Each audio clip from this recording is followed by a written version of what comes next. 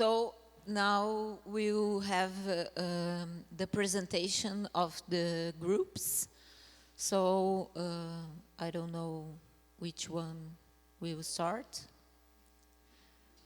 Okay.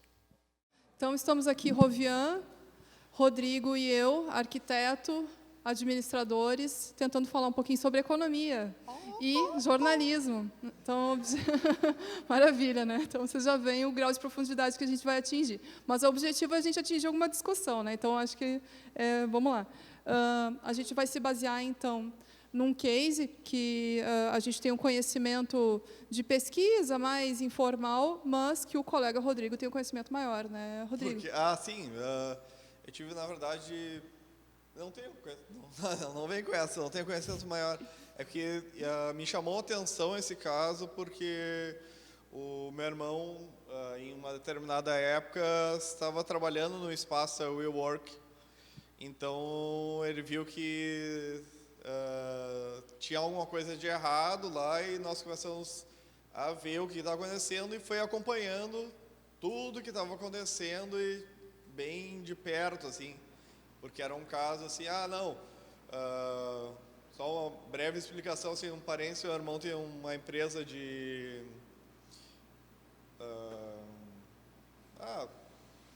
que trabalha com Mac, tá? Mas é meio longa a história. Então, ele pensou, não, vou me incubar aqui, porque é uma empresa legal e tal, ela tem uma proposta legal, e daí agora a gente vai falar porque não é tão...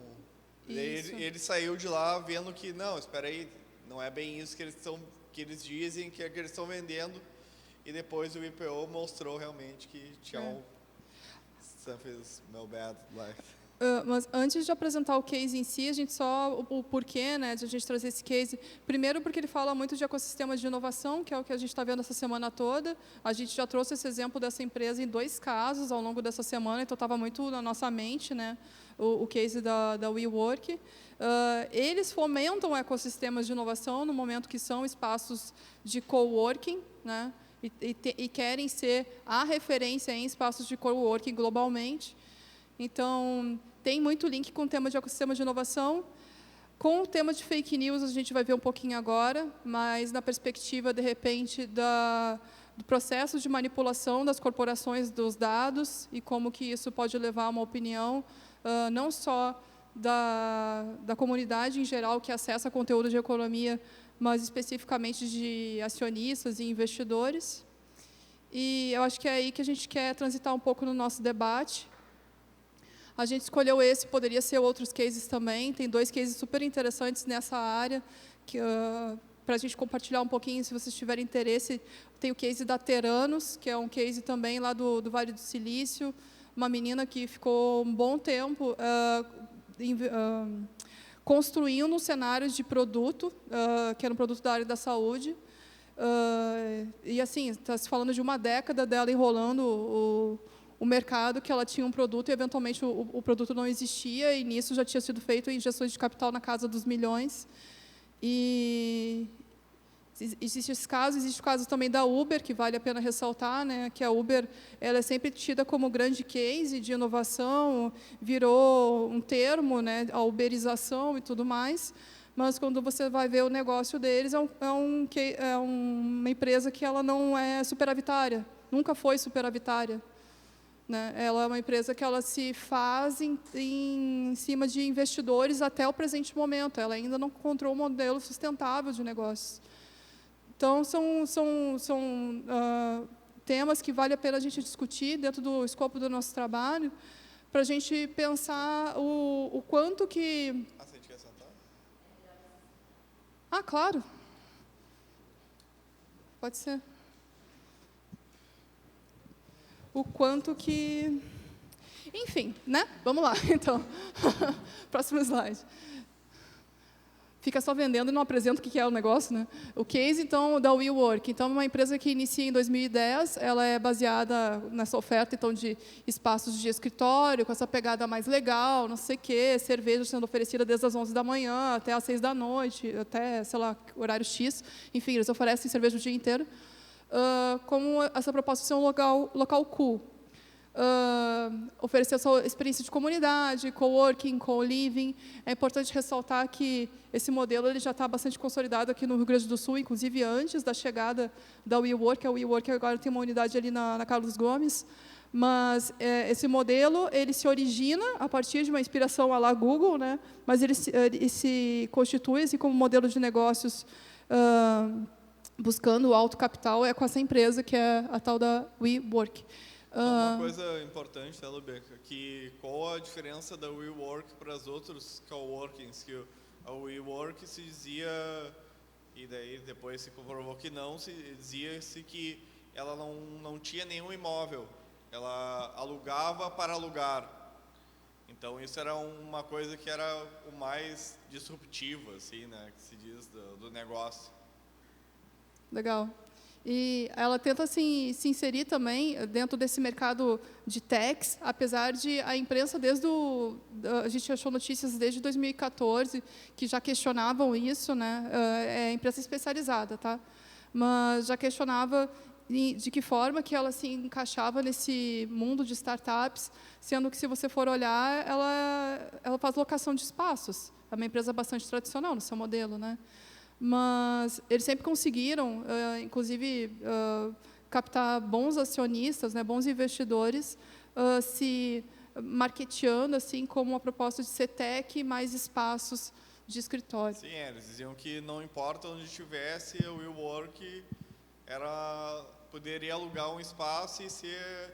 Até eu vi um negócio que era algum termo que tinha assim, tipo... alguma coisa, sabe? Tipo, tu era um espaço Wii. Uhum. Então tá, podemos ir para o próximo. Pode passar para o próximo. Bom, aí vem essas questões de escalabilidade. A gente buscou trazer 2 notícias de referência, mas tem várias que trazem assim como que uma empresa que ela é tão dependente de infraestrutura, né, pode se considerar uma startup, como que esse modelo pode ser escalável, né? Como uma empresa que assina contratos de aluguel de 15 anos, que é o modelo americano de contratos de aluguéis, e vende membresias de mensais, espera ter um modelo de negócios que pode ser replicável globalmente e com a escala que eles diziam ter, né? E aí a imprensa também se coloca, aquela da Wired, então, desde 2014, né, que já tenta distinguir, né, o WeWork não é a mesma abordagem que um Uber ou que um Airbnb, ela não tem a mesma escalabilidade, né, dado que ela é focada em espaços físicos de difícil escalabilidade, enfim. Eles diziam que tinham, porque eles diziam que eles poderiam alocar qualquer espaço e virar um WeWork, só que, no fim, isso não se provou real, né? Eu acho que, só para todo mundo entender, nessa questão da escalabilidade, aqui nesse caso, por exemplo, o Uber é uma plataforma que intermedia a relação entre o motorista e alguém que precisa ir de um lugar para o outro. Se eu aumentar em 1.000 pessoas, se eu aumentar em 10.000 pessoas utilizando o serviço, é a mesma plataforma. O meu custo praticamente não aumenta. No caso do WeWork, eu preciso de todo um edifício, muitas vezes, para aumentar. E isso aumenta os meus custos. Então, é difícil de eu escalar, é difícil de eu conquistar mercado sem botar muito dinheiro em cima. Essa é a ideia, daí por trás da escalabilidade estava, não, eu alugo outro espaço e reloco. Só que não, né? Ele tinha que construir outro. Isso aí. A gente tem uns dados de... A WeWork foi fundada em 2010. Entre 2016 e 2019, eles conseguiram mais de 48 bilhões de investimentos. Então, foi muito dinheiro em muito pouco tempo. Isso fez com que, em janeiro, a empresa conseguisse um valuation de 10 bilhões, ou seja, a empresa vale 10 bilhões. Nesse ano passado mesmo, em agosto, ela disse, vamos abrir as nossas ações para a Bolsa. Só que a nossa empresa vale 47 bilhões. Isso é o que eles estavam dizendo. E aí já começa aquela questão da empresa divulgar informações, que tu não tem como acessar, porque é uma empresa de capital fechado até então, e eles dizem, nossa empresa vale 47 bilhões, por causa de tudo que a gente conquistou, por mais os planos que a gente tem, por mais os próximos investimentos, por mais empresas que estão querendo investir na gente, vale tudo isso. E até trazer um pouquinho de contexto, só complementando, esse gráfico aqui é um gráfico do pitch deck deles da época, aí vocês veem o tipo de crescimento que eles estavam querendo apresentar, e até no própria notícia de onde eu extraí esse gráfico, fala ali o tempo médio que um investidor analisa um arquivo desses de pitch deck, né? Ele basicamente recebe ele impresso e o cara faz uma exposição. O tempo médio de folhear um documento como esse é de 3 minutos e meio. Então, em 13 minutos e meio, eles tomam decisões na casa dos bilhões. Então, como a gente pode ver, até o ano de 2019, quando eles efetivamente vão para o mercado para abrir capital, as avaliações eram avaliações com esse nível de análise de... E essa é a realidade do setor, tá? Enfim, é que gera essas discrepâncias. Né? É muito rápido. Só que daí, quando tu vai abrir na Bolsa de Valores, tu tem toda uma regulamentação e uma análise muito mais profunda desses relatórios financeiros. E aí tu descobre a verdade financeira da empresa, né, a sua realidade. E quando se descobriu isso, viram que o valuation, ou seja, o valor da empresa seria muito mais baixo, e eles cancelaram a abertura de mercado. Eles disseram, não vamos ir, que vai ser um fiasco isso aqui. Né? E em outubro, daí, eles iam abrir em agosto, cancelaram esse IPO, né? Não foram para o mercado. Em outubro, a SoftBank disse, eu vou botar 10 bilhões de injeção, vou comprar 80% da companhia, e eu quero que o Adam Neumann, que na época era o CEO, saia da empresa. Né? Porque eles acharam eu não vou saber a palavra, mas é o bode expiatório. Bode expiatório. É isso aí, né? Então na agora verdade, a culpa... ele não era só o bode expiatório, né? Ele que recrutava as massas para que... mas aí é que tá, mas aí a partir daí é que começam a surgir, antes tu tinha que, o grande empreendedor, o novo Bill Gates, o novo Steve Jobs, ele é a cara do Steve Jobs. A partir daí, tu começa a sacrificar o empreendedor, né, dizendo que ele não era tudo isso, o carisma dele foi botado à prova e ele falhou miseravelmente. Né, então... tu vê que as narrativas vão mudando ao longo do tempo, né, de narrativas vendendo todo um lifestyle, todo um jeito de ser empresarial, e, inclusive, conectando esse modelo de negócios, que era o modelo que... A gente faz essa análise simples agora, mas não precisa ser grande especialista no setor para perceber o quanto que o modelo de negócio do WeWork não poderia ter o mesmo tipo de processo de avaliação, de escalabilidade de outros negócios tech. Tá? De fato, acaba que tu percebe um empresário bastante carismático, e fazendo uso desse carisma para construir narrativas. E, de fato, o mercado se apropriou dessas narrativas durante um bom tempo, até o IPO. Inclusive, a grande premissa da SoftBank para investir, isso é a coisa mais bizarra, né, era que tinham que ser empresas de tecnologia. Então, como essa empresa se conseguiu convencer que ela era uma empresa de tecnologia ao ponto o cara estava investindo milhões nisso. E o poder da narrativa e de forçar a narrativa, a gente estava falando antes, falar várias vezes a mesma coisa, e iria para entrevistas e falava, não, o WeWork é ótimo e tal. No momento que tu tem um TED, né, aquela foto ali é foto de TED, se tu tem um TED, tu é Deus, tudo que tu fala se assina embaixo, enfim. Aí as reflexões, então. O quanto que, muitas vezes, a informação que ela é divulgada em mídias sociais, pelas próprias empresas, mas também pela empresa, muitas vezes podem endeusar essas figuras de empresários, mas depois transformar eles em grandes trapaceiros, seguindo o movimento que o mercado vai trazendo. A implicação desse caso foi bem forte e é um caso muito recente, é difícil de dizer ainda as implicações futuras, mas já se percebe, pelo que a gente viu nas notícias, um movimento de os IPOs serem mais baseados em faturamento real e menos nos valuations que as próprias empresas se colocam, né? Então, é um movimento positivo para o ecossistema, o que aconteceu ali. E o fundraising, né, os investidores, provavelmente, até se tu quiser falar um pouquinho mais, Rovian, mas não só no nível do IPO, mas muito antes, eles vão ficar muito mais duros, né? O que acontece com uma startup antes do IPO? Né? Ela tem que ir conseguindo cada vez mais dinheiro. Ela consegue lá 50 mil, ela consegue 200 mil, ela consegue 300 mil, ela consegue 1 milhão, 2 milhões ao longo da sua vida. Isso tudo antes do IPO. Antes de eu ter, muitas vezes, acesso a informações mais confiáveis da empresa. E no começo, no que a gente chama de early stage das startups, muitas vezes ela não tem cliente. Eu não sei se o produto dela vai ser um sucesso ou não, e ainda assim, ela precisa de dinheiro para fazer o negócio ir para frente.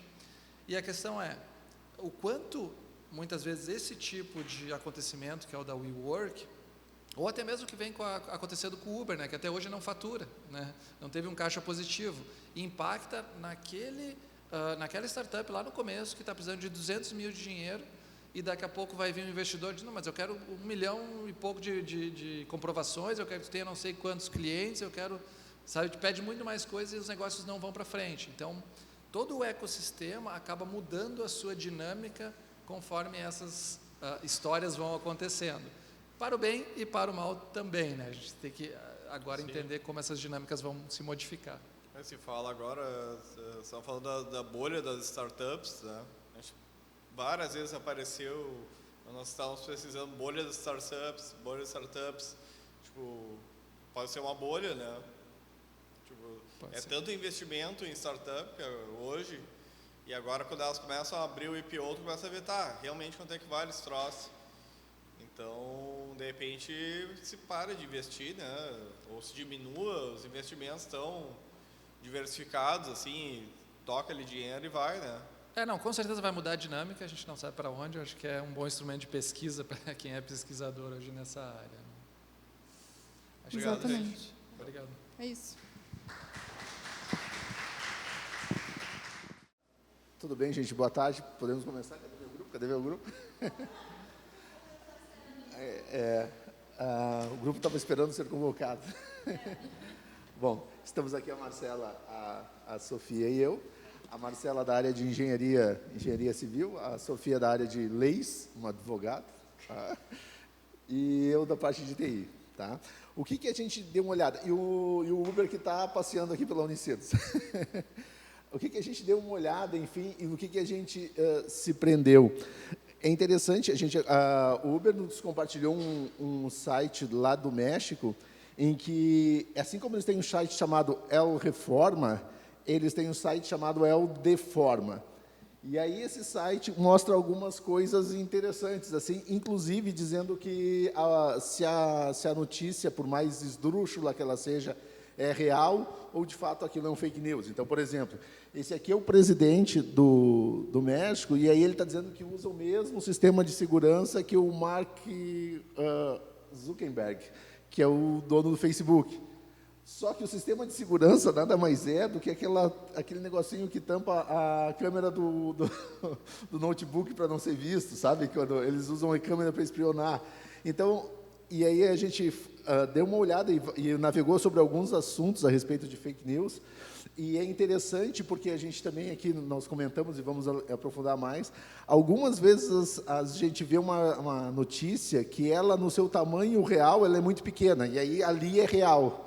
Só que daí, quando eles resolvem florear, dourar a pílula em relação à notícia, aí tu vê que toda aquela dourada, aquilo sim é fake news. A notícia, o kernel dela, o cerne, a parte principal, até é verdadeiro, mas todo o resto é falso. E esse é um exemplo bem interessante, quer dizer, parece que é um mega ultra sistema de segurança. Não, é só a tampinha da webcam. Quer dizer, a notícia até é verdadeira, pode até ser, e ela tem lógica de ser, mas parece que, olha, é um super ultra macro sistema de segurança com uma chave criptográfica de 1024 bits, quando na verdade é só a telinha, o adesivo ali da webcam. Mas andando um pouquinho mais, esse é um exemplo que a gente pegou aqui, e aí, onde eles mostram as páginas, a gente pegou várias páginas aqui, tá?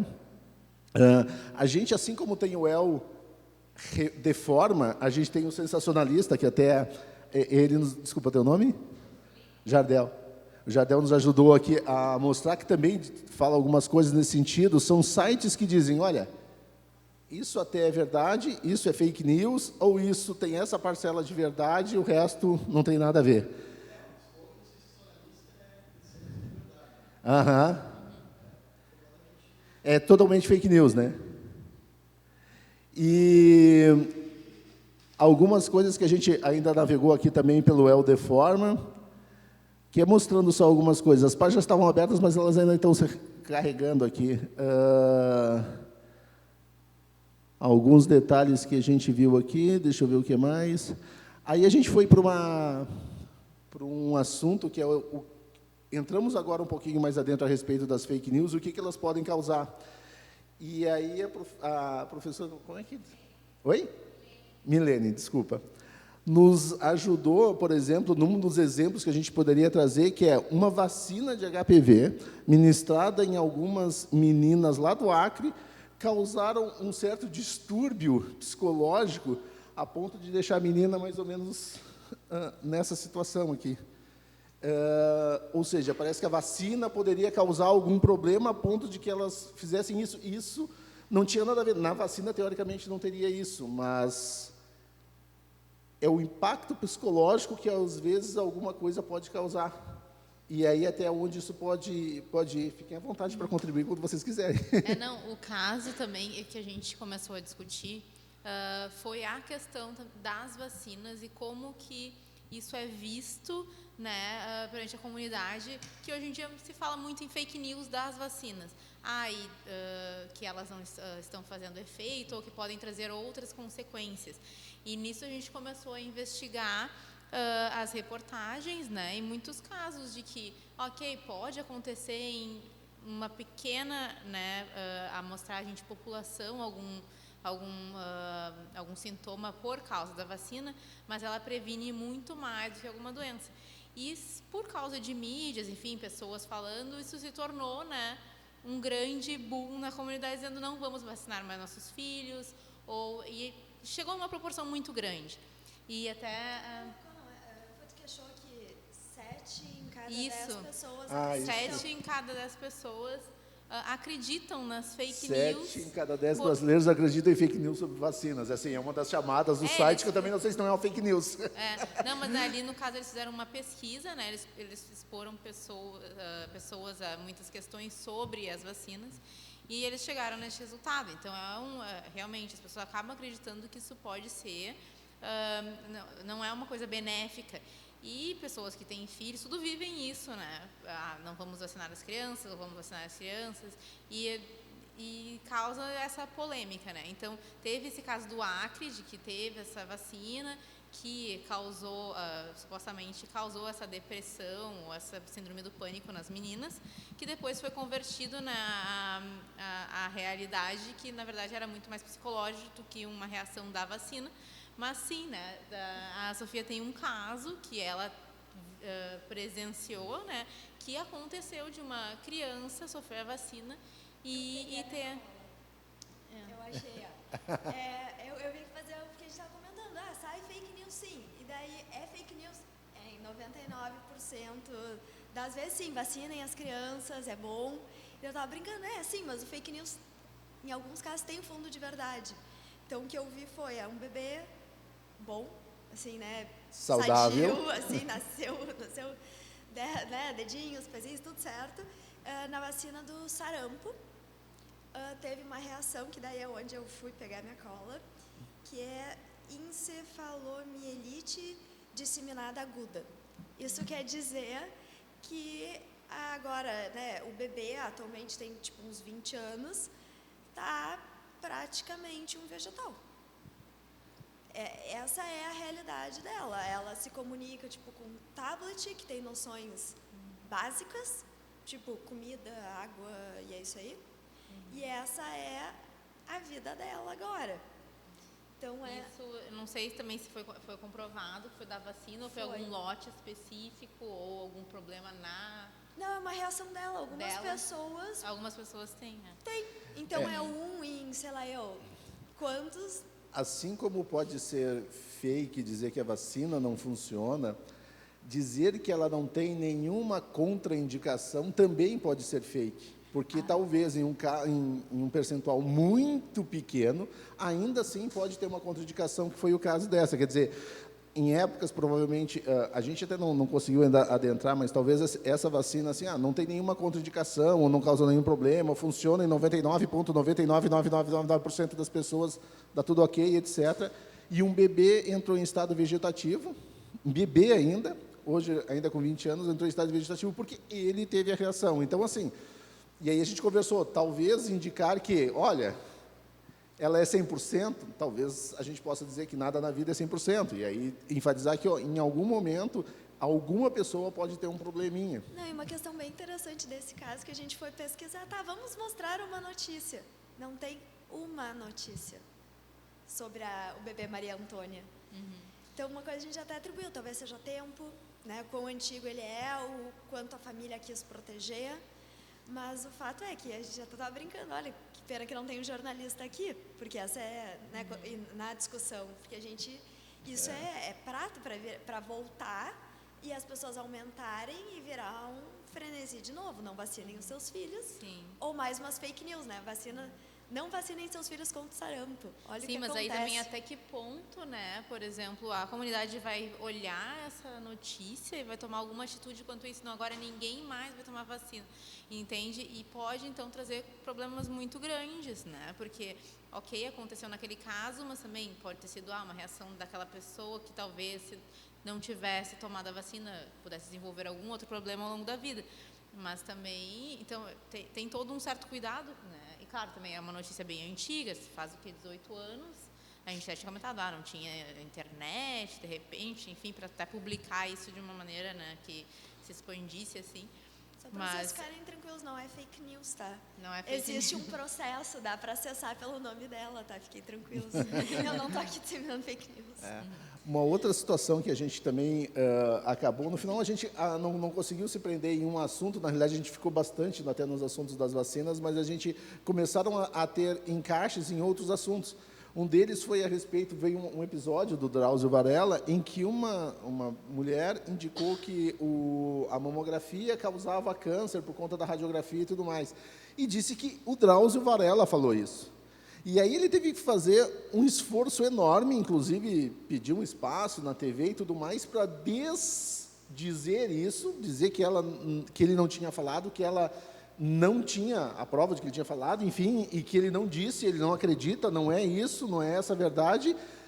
E ela continuava ainda, por mídia ou por algum meio, dizendo que ele tinha comentado isso e que causava mesmo câncer. Ou seja, desfazer uma fake news também exige um esforço, às vezes, muito grande, dependendo da fake news.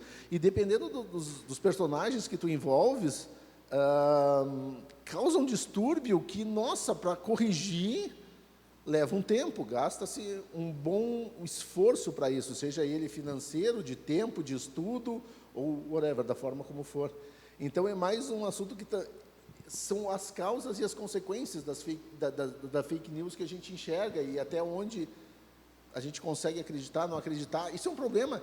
E eu vou confessar para vocês, assim, pessoalmente, até não comentei no grupo, e vou colocar agora, apesar da apresentação toda de pela manhã, mas eu confesso que o que me chamou muito a atenção foi aquela entrevista que ele mostrou ali, do Pedro Bial, com aquele rapaz que consegue agora imitar e fazer qualquer coisa com voz e com imagem. Gente, eu posso criar... O mundo já está basicamente todo na internet, ou boa parte dele está lá. Né? A gente se comunica e vive muito em cima dela. E se eu consigo criar uma realidade paralela do jeito que eu quiser, nossa, isso é um superpoder, né? Isso é complicado. Até onde eu posso ir? Com qual é a responsabilidade? Bom, o cara ali pareceu ser responsável e não aceitou as propostas dos políticos, mas se ele faz isso com certa facilidade, outros fazem isso com certa facilidade também.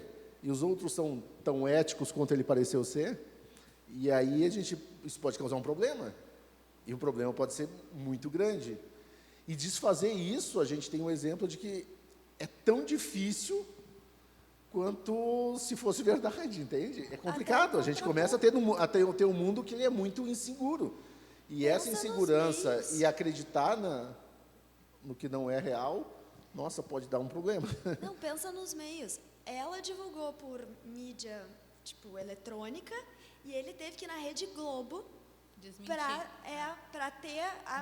para conseguir ter a credibilidade suficiente para desfazer o que as pessoas, no imaginário delas, fazia mais sentido. Sim. Mamografia dá câncer. Eu já não quero fazer mesmo? Essas coisas Olha. tomam uma proporção assim muito grande, porque uma pessoa fala, mas muitas têm acesso e vai saber o que todo mundo vai pensar, né? Então, eles tomam uma proporção muito grande. E aí, para desmentir isso, ainda mesmo assim, eu tenho certeza que aí mesmo ele falando isso, ainda vai ter gente, mas será? Né? Que vai ficar com aquilo na cabeça e ainda vai pensar ainda se deve fazer ou não deve fazer. Não tem... Um outro aspecto também, dando agora continuidade, o que veio foi o seguinte: durante o trabalho ali com o pessoal, eu consegui lembrar também de um site que a gente tem aqui no Rio Grande do Sul, que dá bastante notícias da área de TI. Só que, às vezes, aí de novo, aí resgatando aquele primeiro assunto, às vezes a notícia é de um tamanho relativamente pequeno.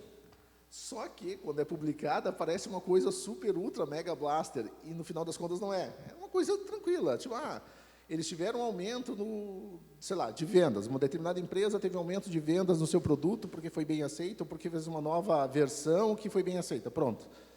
Mas aí já começam a vir as coisas que agora a empresa vai ir para os Estados Unidos, que agora ela vai contratar um novo presidente, que agora ela vai movimentar o mercado dessa forma. Então, assim, às vezes, a notícia real ela é verdadeira, mas é pequena, o impacto dela, de fato, é pífio. Mas aí os caras douram a pílula e fazem com que a notícia fosse o máximo do máximo. E o interessante é o seguinte, já começa a entrar na comunidade de TI, isso aqui foi feito no baguete, cara, provavelmente foi pago. Então, abstrai 90% e acredita em 10%, que é o que é o impacto correto, assim. E acredito que alguns outros jornais também dessa linha existam em outros canais, em outras áreas também de qualquer área de profissionais, digamos assim, ou em qualquer outra mídia também, né? Ou seja, aquela ampliar para tornar a notícia interessante, quando na verdade ela é simples, pronto. Às vezes é uma notícia até relevante, mas com impacto mínimo. É isso, os caras conseguiram melhorar alguma coisa, pronto.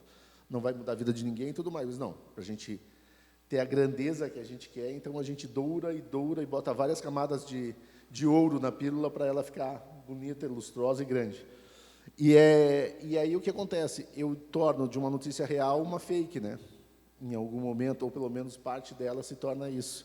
Ou na verdade, também como as pessoas percebem essa notícia, né? Seria o fake, porque tu acha que é uma coisa, mas tu não entendeu muito bem o que é, né? O conceito, e acaba se tornando e aí a gente achou, só quis deixar esse site aqui só para gente, só para provocar mais a discussão, né? Se essa frase ela é uma sentença verdadeira ou não, whatever. O fato é, algumas pessoas acreditam nisso, isso às vezes causa algum impacto, às vezes o impacto não é o esperado, às vezes é um impacto extremamente negativo. Reverter isso pode dar uma série de problemas ou causar um grande esforço, e realmente preocupa. E eu vou te dizer que aquela entrevista que tu mostrou ali, o vídeo que tu mostrou da entrevista, eu fiquei relativamente preocupado. Isso é bem complicado, porque eu consegui distorcer a imagem a ponto de que as pessoas comuns não percebam. Até um técnico, dependendo da tecnologia usada e tudo mais, até um técnico vai ficar com dificuldade de entender, de prever que aquilo não é verdadeiro. Imagina as pessoas comuns, vão ver aquilo e, cara, é o cara falando, é a voz do cara, é a imagem do cara, é a expressão do rosto do cara, é ele, quando na verdade não é. E aí a gente tem acho que um problema aí para pensar bastante, para cuidar com carinho e para se preparar, não sei como, ainda não sei como. O interessante é que isso, de certa forma, como a tecnologia evolui muito rápido e a gente não tem como definir o que é verdadeiro do que é falso muitas vezes, e com essa tecnologia cada vez dificultando mais isso, realmente a gente vai ter que ter bastante maturidade e um senso de ter o lado branco da força, né? O lado para não ir para o lado negro e aí fazer as coisas que a gente pode criar o caos maior no mundo.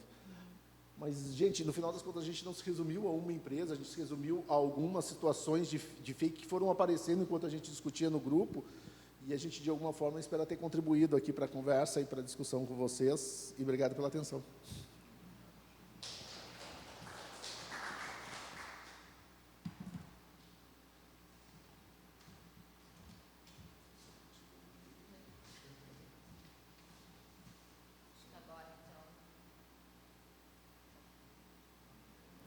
Oi.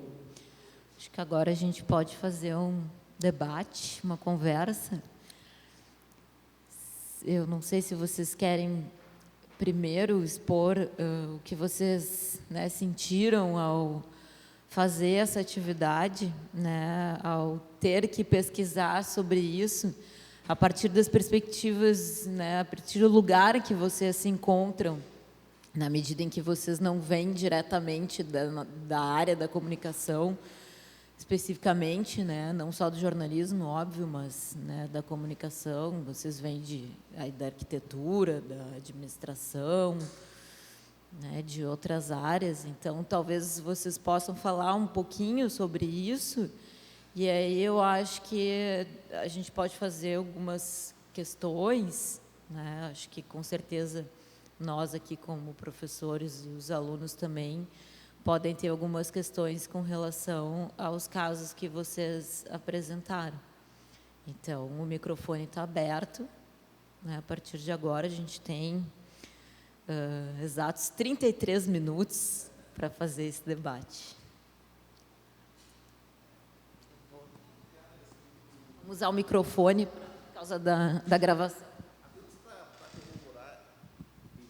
Apenas para corroborar, e dando uma empleada a respeito do caso Uber, assim, a gente teve a oportunidade de trabalhar com uma empresa, nossa, às vezes eu esqueço, uma startup ali de Porto Alegre, como é que é o nome dela aqui? Não é uma empresa, que é a Trider. A Trider é uma empresa que tenta juntar profissionais que fazem vários serviços de casa, encanador, instalador de ar-condicionado, e com as pessoas que precisam disso. Então, é como se eu estivesse uberizando de novo um profissional que possa fazer algumas coisas que eu não faço. E aí, nesse estudo que a gente foi, enfim, para dar uma dica para eles de como é que eles poderiam ir, como é que eles conseguem escalabilidade, o que tem de errado, o que a gente poderia contribuir com o negócio deles, a gente deu uma estudadinha rápida no Uber. E aí a gente pegou uma notícia de 2015 e que o Uber ainda acumulava, mesmo existindo desde 2010, ele ainda acumulava naquela época, voltando ao Uber agora, em torno de 1,7 bilhões de dólares de prejuízo. E aí, enquanto vocês falavam ali, eu dei uma olhadinha nos últimos números. Bom, ele fechou um prejuízo de 2,2 bilhões, segundo o que dizem aqui no site. Então, assim, e em algum momento também li que o Uber precisaria ainda de mais 5 anos para conseguir fazer o break-even, passar para a parte positiva do gráfico, em nível de negócio.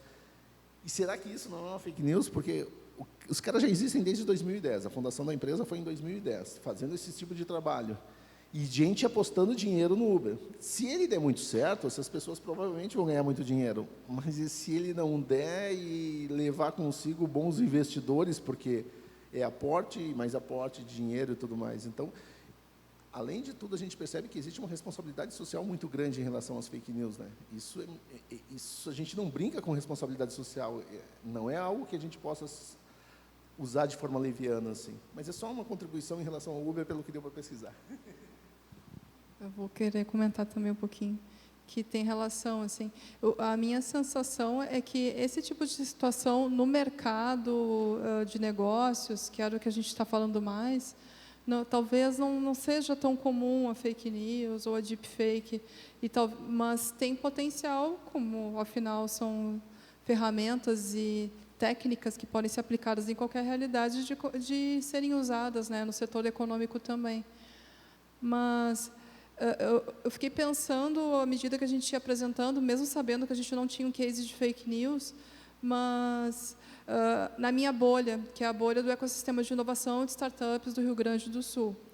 E como a nossa bolha ela não faz uso de dados de imprensa tradicional hoje em dia. A gente compartilha dados de sites que promovem marketing de conteúdo, tipo Rock Content e outros, sites que são de imprensa, mas não é uma imprensa sem nenhum... Toda imprensa tem algum viés, né? Mas esses sites que eu me refiro, que é o projeto Draft, ele é patrocinado por algumas empresas e também ali tu vê muito marketing. Basicamente, as startups elas lutam para conseguir ter uma notícia lá dentro. Então, até que ponto que eles estão colocando ali na capa deles aquela startup que está bombando, agora está botando o WeWork, e lá em dezembro vai botar uma notícia dizendo o que disse no início do ano. Então, são questões que é passível sim, de estarem presentes também nessa realidade, mas o que me pegou mais foi isso, assim, o quanto que a gente não faz uso, hoje em dia, de uso de conteúdo da imprensa tradicional. O mercado nacional isso é ainda mais forte, já que pouco se é noticiado, notícia de qualidade mesmo, do mercado de startups não costuma vir da mídia tradicional mesmo. Então, são outros canais que estão sendo utilizados. Então, isso dá conta de uma necessidade, pelo menos pessoal minha, de ter balizadores de conteúdo, sabe? Que hoje em dia, na minha percepção, esse ecossistema não tem balizadores de conteúdo. Enfim, não é uma opinião conclusiva, esse foi só um feeling, assim.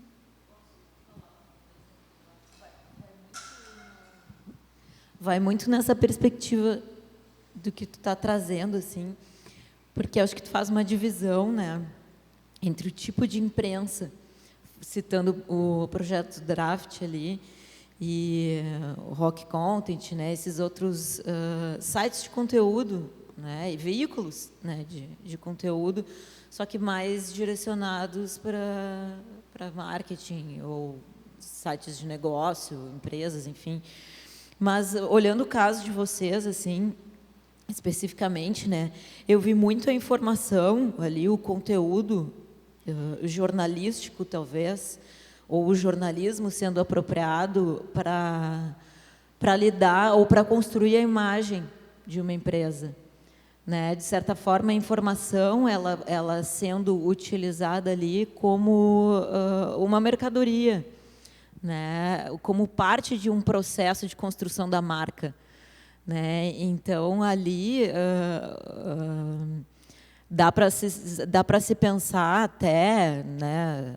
Claro que isso teria que sentar para ver, mas fiquei olhando ali muito, eu cheguei a notar ali uma questão que o Rovien, né? Desculpa, o Rovien falou uma frase que ele disse ali.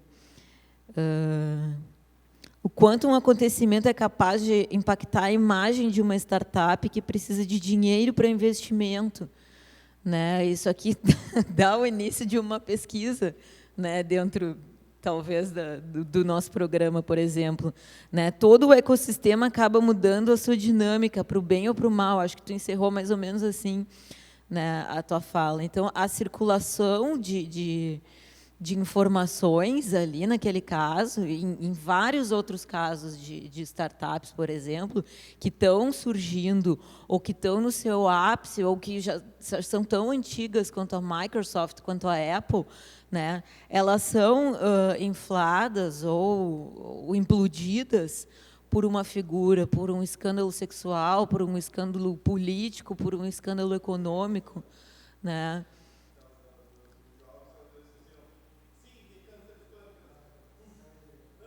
Olha o Elon Musk, por exemplo, né? Como é que ele constrói a imagem dele, a imagem das empresas dele, né? Através do Instagram, do Twitter, das coisas que ele fala, se é bom ou se é ruim para a empresa dele. São análises que a gente pode construir em cima disso, seja pela perspectiva do jornalismo, pela perspectiva da administração, pela perspectiva da economia, né? Então, eu acho que a informação, a notícia, nesse caso, né, ou a imagem, assim, a gente vê aqui várias coisas que surgem, os memes, né, vários pedaços de questões comunicacionais que que são atravessadas, né, por diferentes coisas. Então, me chamou a atenção aqui quando tu fez um pouco essa divisão, assim, quando tu fala em imprensa tradicional e, na verdade, tudo tem Não, a gente fala muito, a gente usa também muito isso, mas aí quando diz, não existe um viés ideológico, mas na verdade sempre existe algo por trás, né? Porque o cara que está ali, e eu achei muito interessante aquilo que também tu chamou a atenção, assim, uma foto de TED, uma imagem de TED, sempre tem algo por trás, que existe um objetivo ali, dele usar aquela camiseta, né? Ou dele ter um cabelo comprido, né? Tudo isso também pode ser analisado de alguma forma.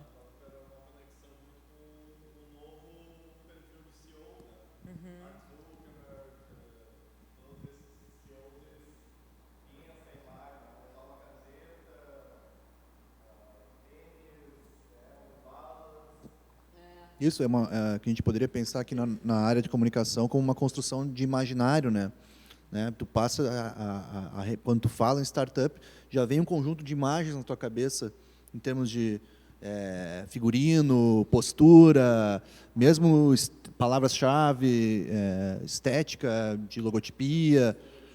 Exato, e isso ganha, né, uma perspectiva até de se mediatizar, em termos, estava até olhando aqui no MDB, né, aquele site que a gente informa sobre filmes e séries, tem lá top 20 programas sobre startups. A gente tem no Brasil, no Shark Tank Brasil e outros assim, onde isso ganha uma dimensão de um game, né, que também se fala em gamificação da cultura e tal. Então, talvez, em certo momento, quase, assim como a Cluna falou, né, de tanto discutir startups ou pensar sobre essa perspectiva como negócio, essa coisa quase vira para se tornar um fim em si mesmo, de ser o jogo de ser aceito dentro de um programa, muito mais do que o negócio. Se tu para olhar as letras miúdas do programa, esse do Shark Tank, por exemplo, tem uma série de restrições. Boa parte daqueles acordos, na verdade, precisam ter uma série de continuidades depois ou não, né? São sujeitos a N verificações, e não necessariamente aquilo ali se torna essa ideia quase lúdica do cara conseguir empreender, né? Mas ver como hoje isso, dentro desse circuito midiático, esse imaginário do empreendedor vai da uberização até essa quase estetização do empreendedor, né? E isso, claro, pode motivar muito, mas, ao mesmo tempo, talvez cria uma série de circunstâncias que não sei o quanto dificulta para chamar o cara para a realidade do que é empreender, né?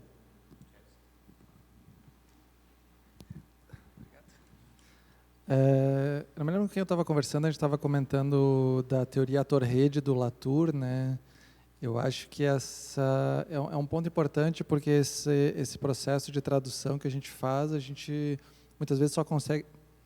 Eu não sei se todo mundo sabe o que significa, mas, enfim, a gente tem... Por exemplo, eu tenho uma ideia inicial de como alguma coisa deveria ser, eu imagino quem são os atores que vão participar disso, quais são as conexões que eu preciso, e aí, quando eu faço a tradução significa colocar aquilo e transformar em realidade, né? Nesse processo ocorre essa tradução, nem sempre a tradução ocorre da forma que eu queria. Mas, nesse processo, a gente só consegue enxergar os sucessos, porque só os sucessos se materializaram, né? Quando foi um fracasso... exatamente. E eu acho que nesse mundo de startup ocorre muito isso. A gente enxerga só os sucessos e o que não teve sucesso eu não acompanhei realmente todo o processo de tradução. Então, eu não sei nas entrelinhas o que está acontecendo, que é o trabalho que o próprio Latour faz quando ele tenta entender a ciência, a pesquisa, as pessoas, o contexto social e a tecnologia e as suas relações, né? Só que ele tem que viver, tanto que o trabalho dele é de antropologia, né? Ele tem que viver no laboratório para ver aquelas coisas acontecendo.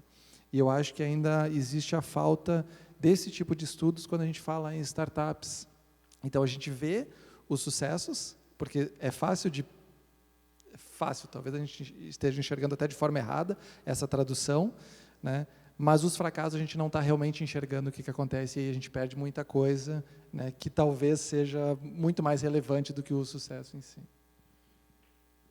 Queria só fazer uma pergunta, assim, quando a gente falou agora sobre a oscilação de empresas, me veio logo à cabeça a figura do Steve Jobs, né? E até que ponto, para vocês que estudam fake news, e se aplica a questão de tu abrir ou não informações que era o que acontecia no caso do... Vocês, todo mundo deve ter acompanhado, né? O caso do Steve Jobs, ele era o CEO e representava a marca, e se ele ia mal, a Apple ia mal, se ele ia bem. E quando apareceu o caso da doença dele, ele desmentiu, ele disse que não era verdade. E ele foi segurando isso, e o pessoal vendo, cara, mas o cara está definhando, ele não está bem. Mas ele dizia, não estou doente, estou bem. Ele falou, inclusive, que tinha se curado do câncer de pâncreas. E daqui a pouco o cara morreu. E como é que isso é tratado? Isso é uma fake news também, assim, alimentado por ele mesmo. Se ele mesmo fala, não estou doente, porque ele sabe que se ele disser, estou com câncer, a empresa vai para o buraco.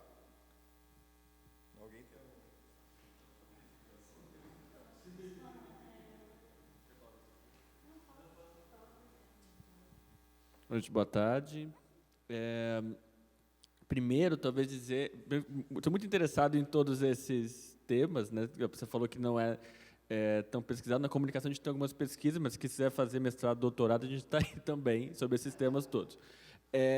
A comunicação não é algo transparente, né? Nunca foi. Talvez o que as fake news exacerbem um pouco é essa não transparência da comunicação, seja no caso da WeWork, da Uber, no caso de toda a circulação em relação às vacinas, né? E aí é interessante essa questão dos imaginários. Oi? Petrobras. Na questão dos imaginários, tem alguns livros na área nossa, um chamado Cool Capitalism, que vai falar exatamente desse imaginário, e aí até ligado a puffs nos lugares, e quando as pessoas... Isso, em 2009, tinha o site Eu Quero Trabalhar no Google, e como é que se cria esse imaginário quase de uma idealização, e depois saem pesquisas dizendo como é realmente as pessoas que trabalham no Google, que reconhecem que é uma empresa que tem muitos benefícios, mas também dizendo, olha, aqui dizem que você tem 30% do seu tempo para projetos livres. Mas eu fico aqui na empresa mesmo, durmo aqui, porque então vai mostrando um pouco as contradições de todos os processos, como é algo natural, né? E tem um outro sobre a retórica da economia do compartilhamento. E aí, em vários níveis, desde de uma startup bem Faria Limers, diria assim, até os eco alguma coisa, que vão tentar um outro mundo. E como que todos eles são perpassados por imaginários e idealizações, mesmo quando tentam se confrontar com isso, né?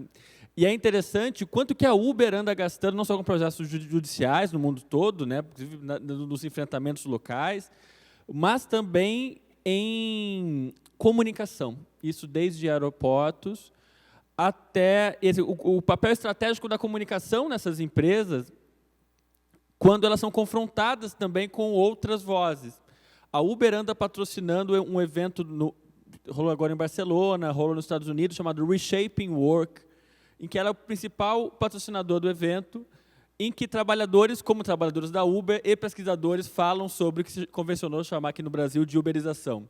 Ou seja, a Amazon está dando bônus para trabalhadores que postam nas mídias sociais falando bem da empresa. Quer dizer, coisas que já aconteciam, que já aconteciam nas empresas há muito tempo de outras formas. Essa própria gamificação, de alguma maneira, que vai entrando na própria gestão da empresa. Tem um filme espanhol, que El Método, que no Brasil ficou bem tradução de Sessão da Tarde, chamado O Que Você Faria, e que é bem lógicas de reality show aplicadas à gestão de empresa, né? Que é muito interessante sempre. Então, essa construção de uma imagem vai vir, mesmo no cooperativismo de plataforma, que eu falei um pouco de manhã, que se coloca como uma alternativa a isso. Aí tem o Fairbnb, que é o Airbnb justo, controlado pela cidade de Barcelona, ou o Spotify de produtores independentes. Mesmo isso, você constrói todo um imaginário também, e uma idealização que cai nessa positivação total, do tipo, a todo mundo aqui tem o mesmo discurso. Nosso papel é um pouco desvelar um pouco essas contradições dessas circulações, né? E é interessante como a expressão, para encerrar, a expressão fake news virou sinônimo para substituir qualquer coisa, né? Porque tudo, de alguma maneira, pode ser fake news. E, oi? Exato. Desde o que é o outro, até, você está falando da bula de remédio, né? Ah, não falou tal coisa. Já parte, então, da própria comunicação, que não é algo que é transparente. Então, se eu estou falando A, eu deixo de dizer B. Então, no próprio discurso, essas coisas se mostram o que se chama de regimes de visibilidade. Se eu visibilizo alguma coisa, invisibilizo outras. Então, qual o limite desse movimento do discurso e da comunicação como algo constitutivamente não transparente até chegar no fake news, e aí há diversas gradações para pensar. Complementando um pouco o que o Rafael falou e as questões que vocês trouxeram, eu achei muito legal, o grupo trouxe essa relação de fake news com essa negação da vacina, que são dois movimentos que se interrelacionam, né? Uma tem a ver com essa construção de alguns anos para cá de uma negação do conhecimento científico, né? Que nega assim, a vacina, terraplanismo, essas coisas todas. Isso vem um movimento muito forte, né? no mundo hoje, essa negação das ciências nos trazendo de volta um certo obscurantismo. E aí a fake news ela vem para um outro lado que também corrobora com isso, a difusão desse tipo de digamos, tese, tem a ver também com muito fortemente também, quem acredita que a Terra é plana, muito provavelmente vai atribuir verdade a uma informação falsa. Agora a gente vai mostrar. Mas eu queria chamar a atenção para o que o Rafael há pouco falou, é que a gente generaliza o fake news assim, como se fosse uma coisa homogênea, e tem gradações importantes, né, nessa relação. Por exemplo, assim, nessa questão da doença, assim, a gente tem um direito de não revelar que tem uma doença, né? A Constituição me garante esse direito, então a gente eu não preciso revelar, né, nem por ser uma pessoa pública. Mas, por outro lado, a gente pode pensar assim, fake news que nem foi de manhã, o Jardel trouxe alguns exemplos, vocês também a questão do sensacionalista, que foi apresentado agora à tarde também, que é um site de paródia, de humor. Então, essa fake news ela é com a intenção de divertir e de brincar. O que a gente pode pensar é num tipo de fake news específico, onde tem estratégias, né, estratégias de fabricação de acontecimentos ou informações inverídicas com determinados objetivos, sejam eles políticos, econômicos, sobretudo esses dois, eu acho que são os mais fortes. Então, acho que a gente pode restringir a ideia de fake news, no sentido assim, de pensar essas são as perigosas, né, como nesse âmbito, né. Claro que que tem essas gradações todas que eu falei, tem coisas que são podem ser perniciosas, outras coisas são para divertir mesmo, né. Agora, se a pessoa vai acreditar quando alguém compartilha alguma coisa sensacionalista, acreditar que aquilo, atribuir verdade àquilo, aí é um outro problema, assim, já de cognição, né? Não saber distinguir o que pode ser da ordem do humor, ou da ordem do jornalismo, ou de outra coisa qualquer. Bom, assim, são muitas coisas, né? A gente já está meio que se encaminhando aqui para o final, mas eu só queria comentar assim, algumas coisinhas rapidamente. Assim. Primeiro que, além dessa questão essa fake news, como o Ronaldo falou, e a gente tentou trazer aqui, tem várias categorias, diríamos assim, níveis e gradações, e teve um material que eu analisei bastante, um outro termo que não é tão falado, mas é mais falado em bolhas, que acabou sendo atribuído também como fake news, é a ideia de fanfic. Então, se gerou muito isso é uma fanfic, que é um estilo narrativo que parte dos fãs e que trabalha com um tipo de universo, mas acabou sendo atribuída. Então, tem assim, a fanfic do namoro do Faustão com a Selena Gomez. Isso é uma coisa. E aí começou a se chamar narrativas, relatos pessoais na internet de fanfic, né? Tipo assim, tem a velha história lá. Minha filha Valentina, de 8 anos, gritou Lula livre no meio da padaria, na Faria Lima. Tipo assim, então, se criam histórias com um tom pessoal, subjetivo, que não têm esse tom jornalístico, informacional, mas que também estão nesse híbrido. Então, eu, por exemplo, analisei num trabalho um tempo atrás, eu tinha uma fanpage que era fanfic de direita, fanfic de esquerda, então tinha todos esses desdobramentos aí. Então, só para pensar assim que os fenômenos eles são muito mais complexos, eles são todos interligados. E aí o colega ali, né, citou a questão do Latour, né, então que ele vai trabalhar em cima da cartografia das controvérsias, né? Então o cerne de entender isso é entender essas controvérsias que estão perpassando as redes, as materialidades, os atores humanos e não humanos. E um último ponto também, só para a gente pensar, assim, que são essas relações dessas indústrias com esses produtores de conteúdo, né? Como a colega falou lá, desses sites de, por exemplo, produção de conteúdo específico de uma determinada temática, seja de negócio, seja de, enfim, do que for, né? E a Giovana, que foi me orientando de doutorado, recentemente defendeu uma tese sobre a relação da indústria do livro, né, no Brasil, que tem muita discussão na internet com os produtores de conteúdos em blogs e booktubers. Então, teve uma intensa discussão no mercado livreiro, né, com a quebra de Saraiva, Livraria Cultura, etc. E aí essas booktubers acabavam sendo meio que porta-vozes desse... Né? Aí teve uma discussão se era resenha, se não era, o que era publicidade, o que era pago. Então, essas práticas produtivas da comunicação que a gente tem como na nossa formação aqui estão sendo rediscutidas, né? Então, a partir de vários casos em vários mercados, né?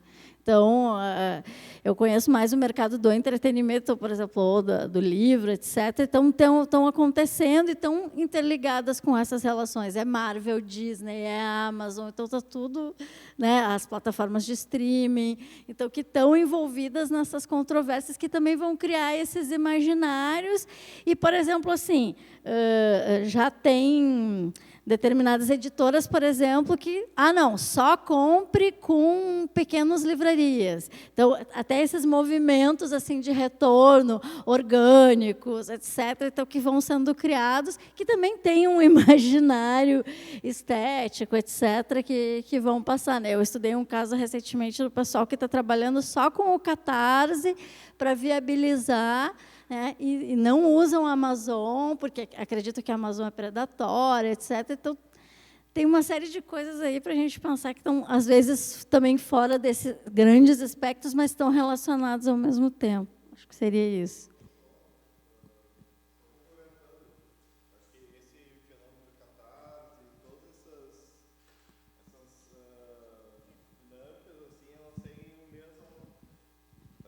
Catarse, todas essas formas, né, elas têm a mesma dinâmica do Spotify para música. Elas deixam aparecer muita coisa que não seria editada se fosse pelos métodos comuns. Eu sou fã de HQ e tem muita coisa no Catarse, assim, tipo, hoje eu fui na última Comic Con ali na Unicinos, cara, o que tinha coisa de pessoal aqui do Rio Grande do Sul, por causa de Catarse, por causa de todos esses incentivos, e não é assim, é coisa de qualidade, gente, é um negócio muito legal, porque ele não tem o crivo de um cara, assim, dizendo, não, eu acho que isso é bom para vocês, e sim de leitores que pagam para aquela primeira edição e depois continuam subsidiando para ter outras, né? Então, não é predatório, assim, só uma pequena contribuição, tu falasse da cultura, eu não sei até onde vocês foram, assim, eu como sou do mercado do varejo, eu trabalho na Renner, tá? E a gente vê muito essa questão de por que foi pro saco a cultura e a Saraiva. Eles se meteram num mercado que não era deles, né? Vocês sabem disso, não é porque não vendia livro.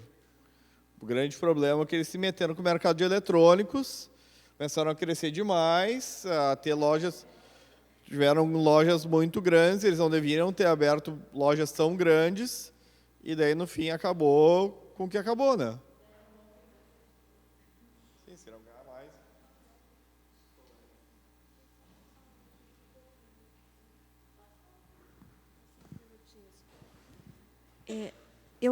Vocês que são estudiosos da temática, né, e do que está dentro desse conjunto aí de temas, quais as sugestões que vocês dariam para a gente, que não é da área, mas que vive cercado e que tem que, né, porque a gente está ali, por exemplo, eu sou professora, então os alunos trazem também. Como é que a gente pode sobreviver a tudo isso de forma saudável? Porque assim, eu não só estou assim com medo das coisas que eu leio, porque eu fico lendo feito uma desesperada, né? E aí a gente, não, peraí, qual é a fonte? Então eu estou meio assim mesmo, e às vezes até perguntar, escuta, qual é a fonte dessa notícia? Tu é bombardeado, né?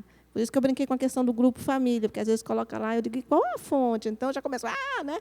Como eu também fico com medo de escrever, porque nas redes sociais já aconteceu de eu escrever uma coisa e daqui a pouco vem uma enxurrada de comentário e eu ir lá dizer, mas o que é que eu fiz aqui? Porque eu fiquei com medo do que eu escrevi, né? Gente, o que é que eu fiz aqui?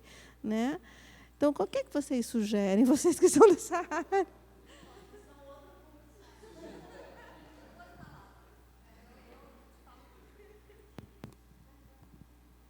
Eu assim, cheguei, acho que na Unicinos, voltei para a área acadêmica muito com a mesma ansiedade sua. Como sobreviver a esse mundo diante dessa mediatização, dessa aceleração de informação. E eu acho assim que palavras que surgem muito forte aqui é a questão do imaginário. Quais os imaginários que estão colocados em jogo, quais assim, se a gente entende um pouco mais, tenta entender assim que nem tudo realmente prestar atenção no que está por trás, no que está sendo colocado, tentar entender os algoritmos e o que as máquinas estão colocando, porque isso não é mais da comunicação, não tem mais, acho que, uma especialização. Acho que esse curso é interessante por isso, para a gente estar junto discutindo uma coisa que é comum a todo mundo, né? Vou dar uma recomendação, talvez um pouco mais pragmática que me ocorreu, que é o seguinte, eu acho que... Hã? Não escrevam nada, vamos apagar todas as contas e tal. Não, eu acho que é preciso, por exemplo, um momento como esse, onde diferentes lugares de fala se encontram para problematizar temas em comum, ou objetos em comum, no caso aqui, por exemplo, a ideia das startups ou da comunicação corporativa e como é que isso é tensionado por essa ambiência que a gente está vivendo.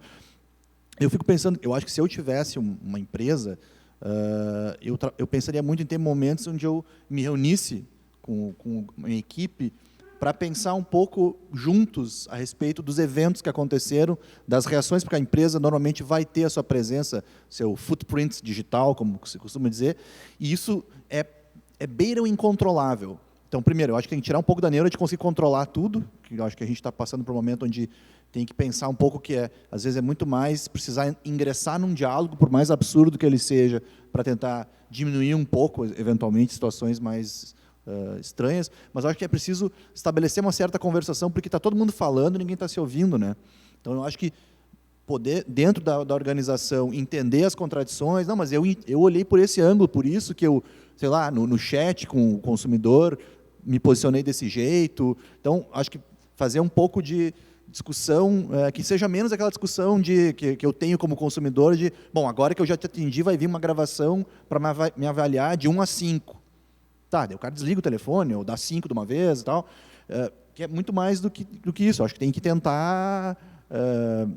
são questões cada vez mais inéditas, né, que aparecem. Tá, mas isso aqui que aconteceu agora. E essa briga que teve no Facebook mencionando a nossa marca, ou essa notícia que agora o público está usando para reivindicar que a gente mude o produto desse jeito. Acho que tem que ter espaços na organização que é muito menos... Se quiser botar puff, bota puff, mas não se resolver só nisso, né? Não é só mesa de sinuca e puff, né? É efetivamente investir em pensar sobre isso, né? E aí talvez mudar um pouco o ângulo, que não são apenas os conceitos, as ferramentas ligadas ao core da empresa, mas esse olhar mais de que qualquer organização está numa situação de conversação comunicacional. E, portanto, tem que pensar nessas variáveis também, mesmo que não seja o entregável direto, né, sapato, etc. Um pouco por aí, eu acho. Vou encerrar, vou fazer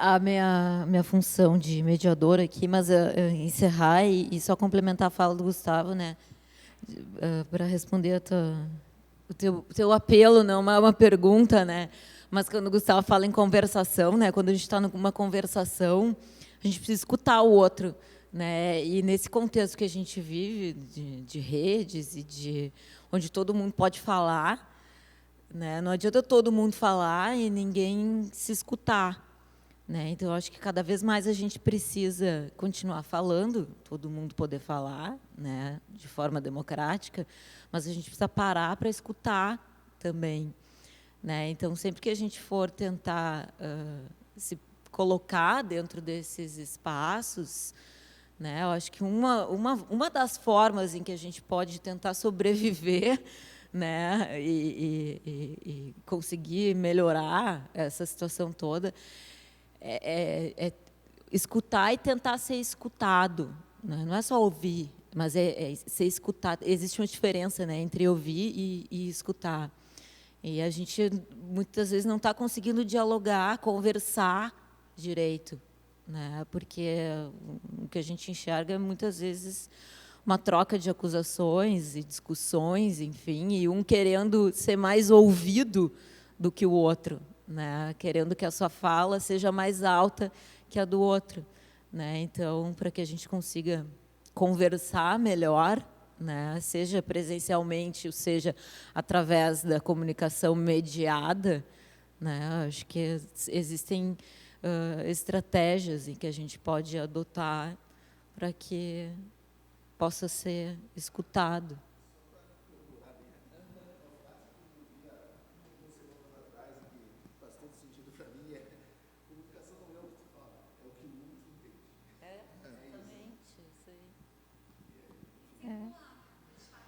Isso. Então, eu queria agradecer muito a presença de vocês durante o dia de hoje.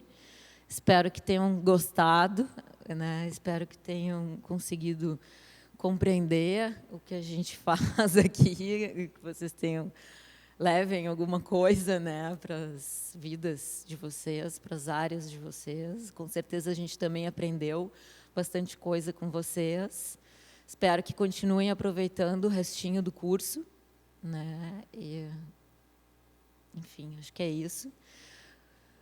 Transporte aguarda vocês. Eu agradeço também aos alunos que estiveram aqui conosco hoje e aos professores da casa. Muito obrigada.